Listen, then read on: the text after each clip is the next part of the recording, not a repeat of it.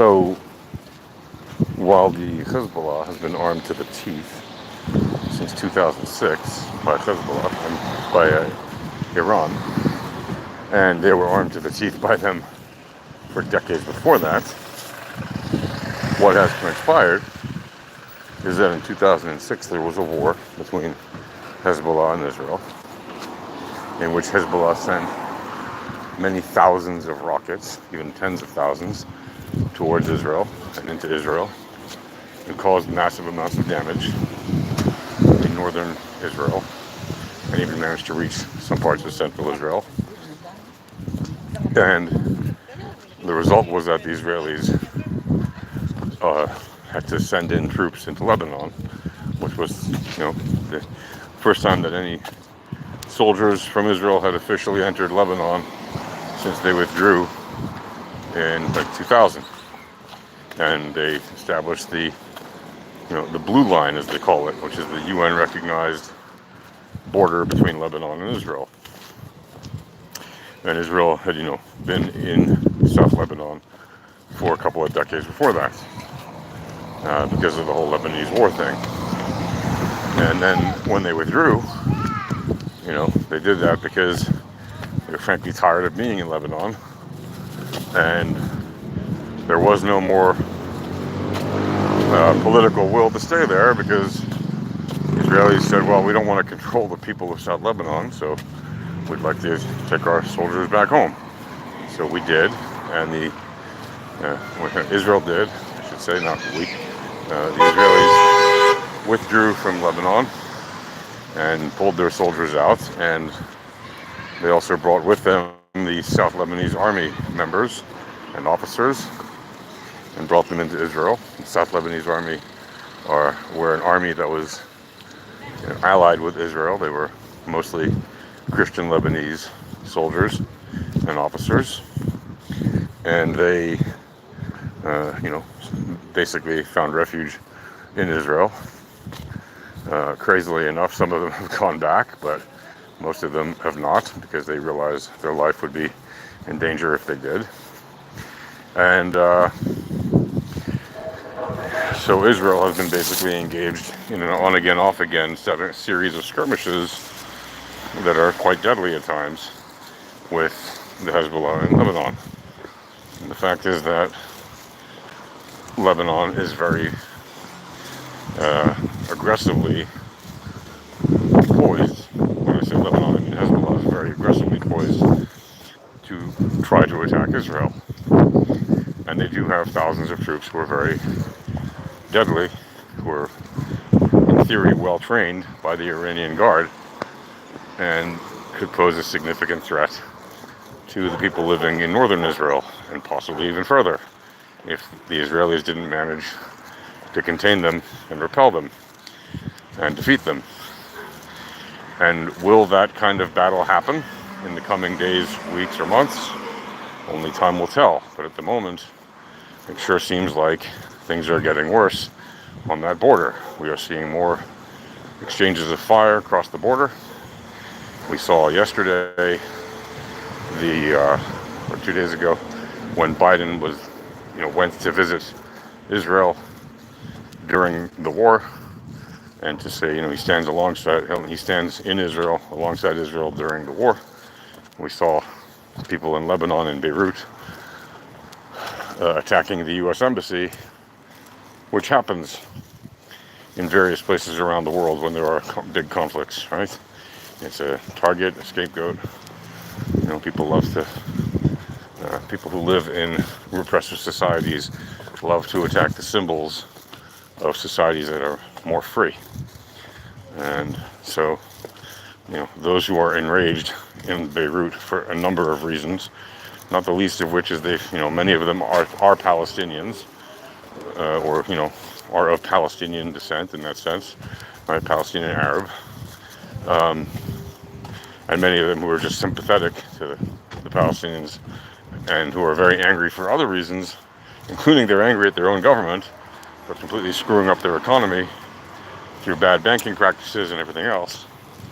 And so the average Lebanese has been living under massive pressure from their own terrible mismanagement, And what's the easiest way to relieve pressure? Well, it's to blame someone else, right? So they start attacking other groups, namely groups like the U.S. Embassy, right? It's an easy symbol and easy target to go after.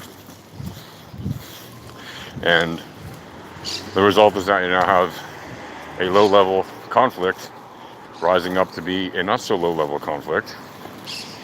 And the problem with that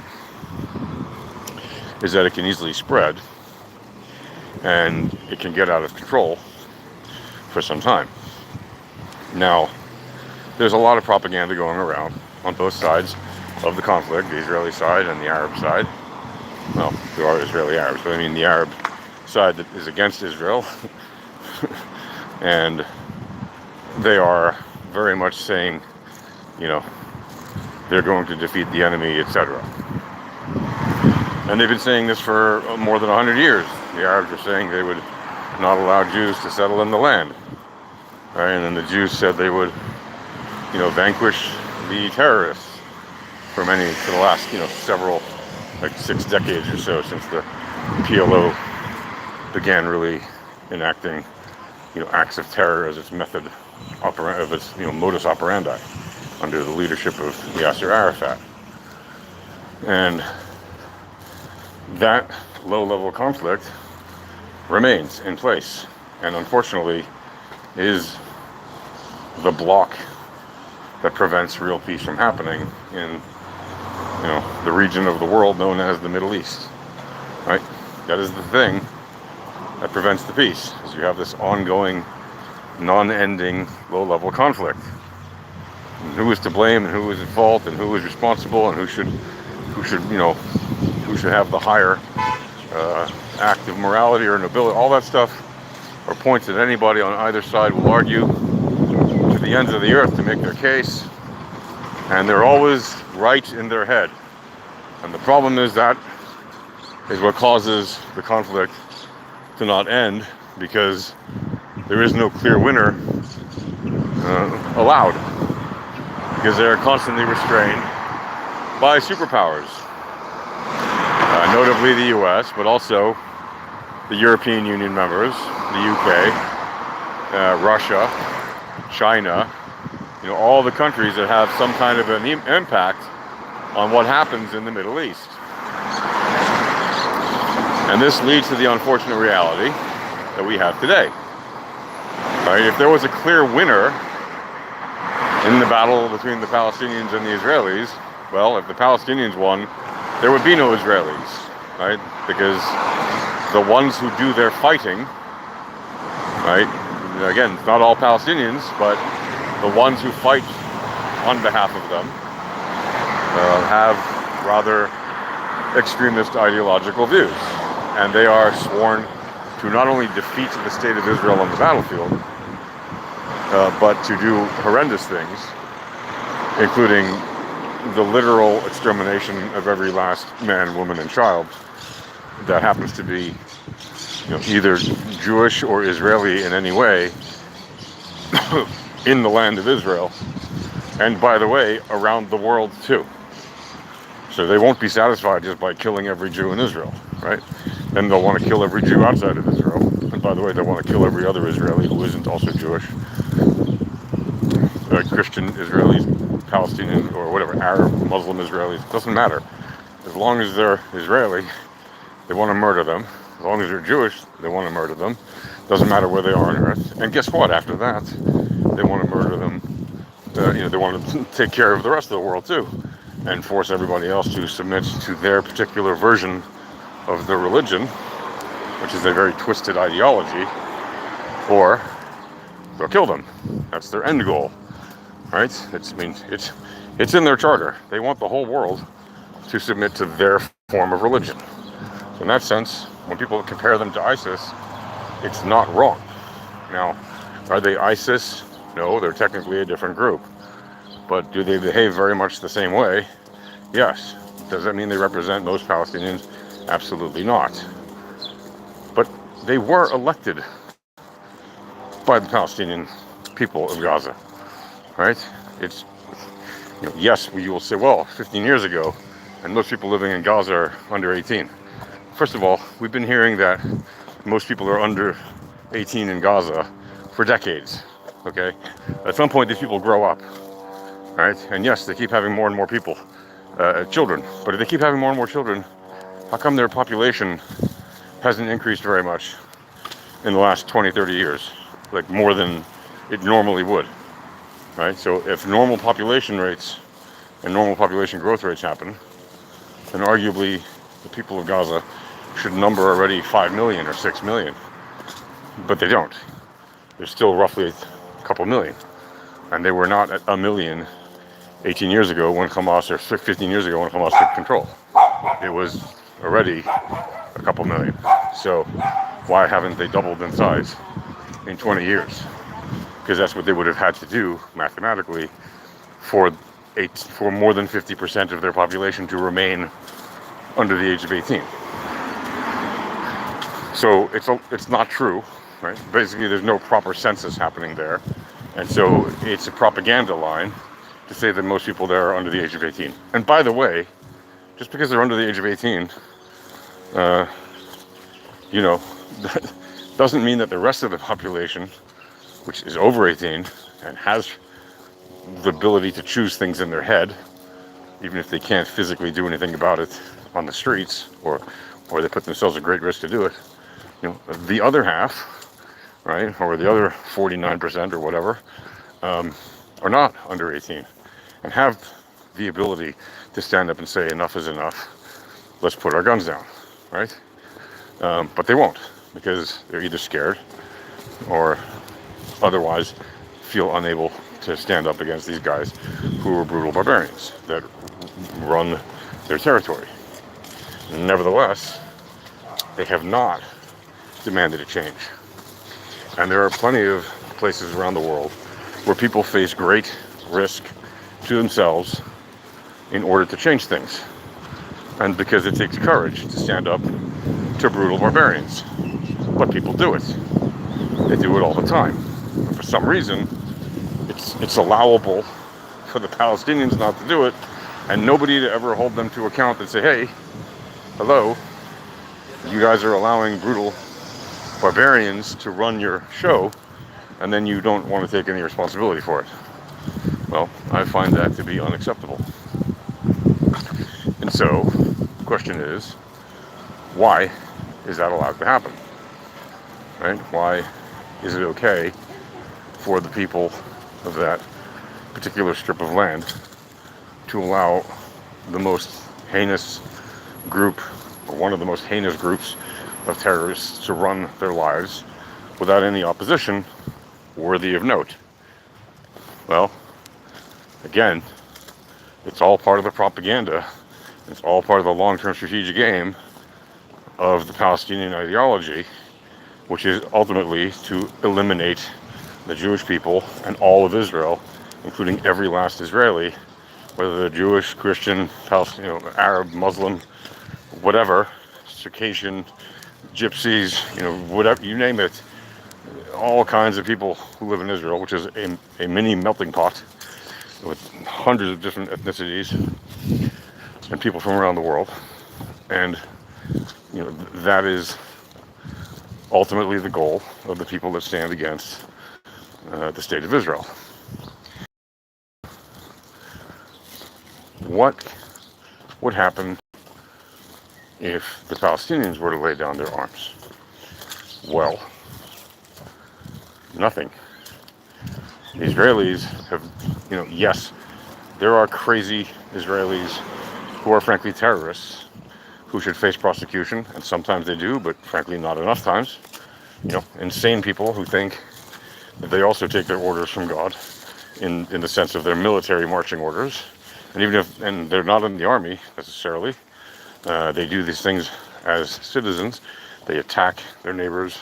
They very often kill people who happen to be opposed to them politically, or just happen to be a member of the Palestinian society living in the West Bank of Judea Samaria, right, the West Bank of the Jordan River.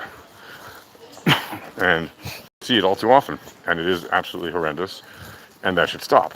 And it should be actively stopped by the Israeli government. Unfortunately, it's not. But nevertheless, the vast majority of Israelis do not seek to attack Palestinians, right? They don't. The vast majority of Israelis want one thing. They want to live in peace.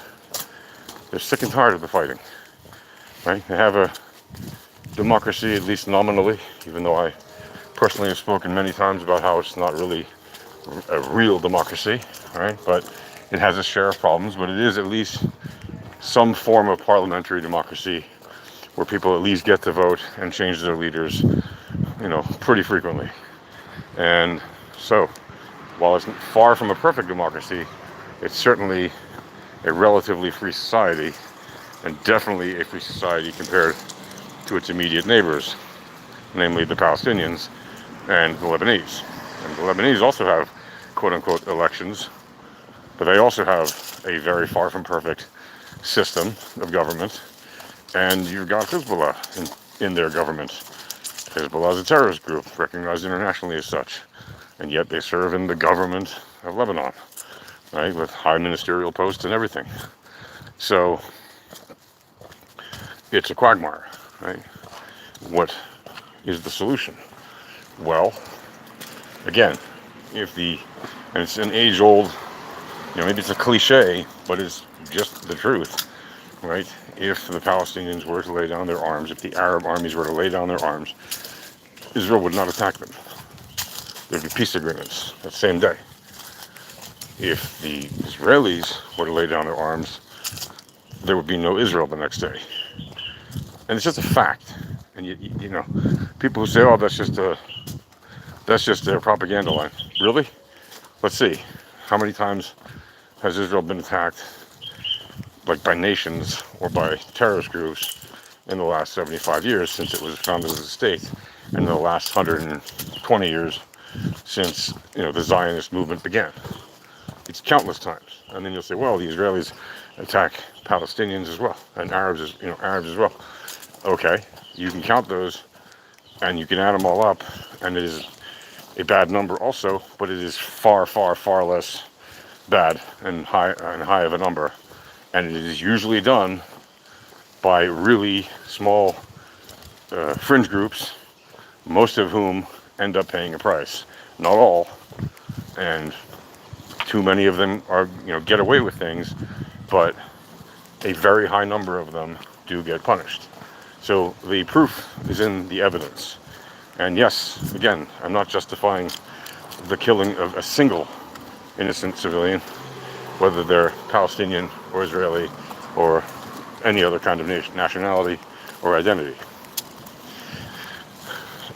So what should happen?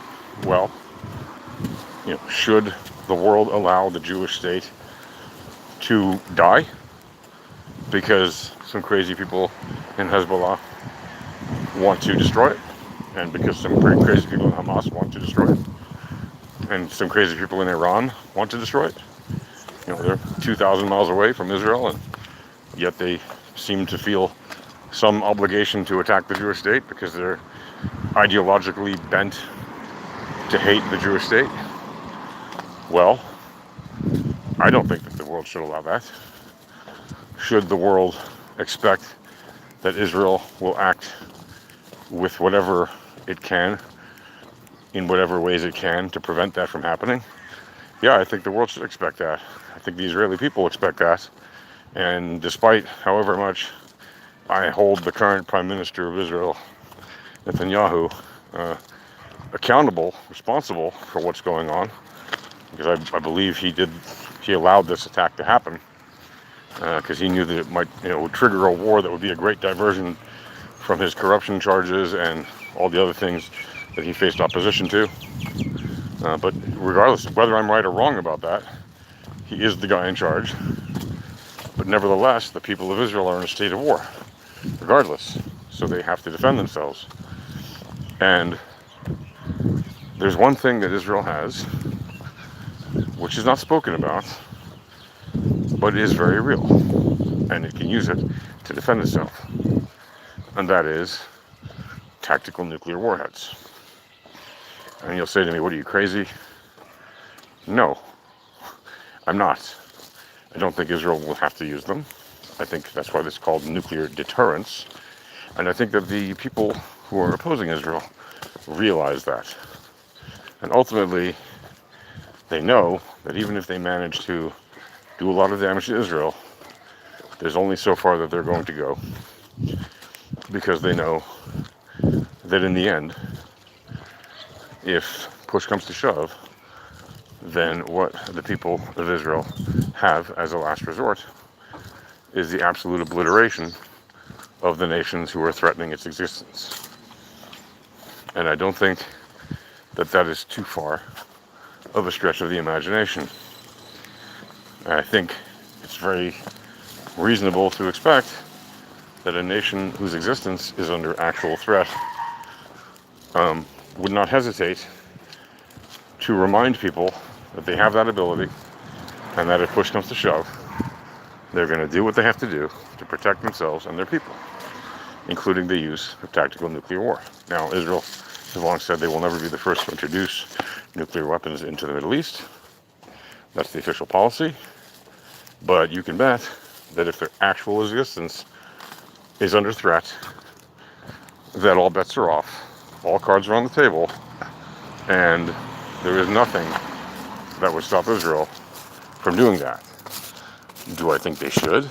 Well, I think they should do everything possible to avoid that. On the other hand, if the actual existence of the state comes under threat, well then, I think that it's entirely within reason for a state that just wants peace and is yet being constantly attacked because of its very existence.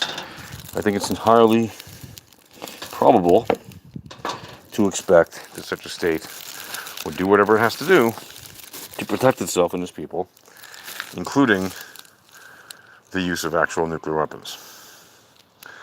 Would I condone such an action? It's not about condoning such an action. It's about whether or not the state did what it has to do to survive. And I think that a state has the right to survive if it's not causing massive problems in a belligerent way where it is starting every fight and where it is mostly defending itself. So would I think it's justified? I would hope it never comes to that. But if it did, well, that is the consequence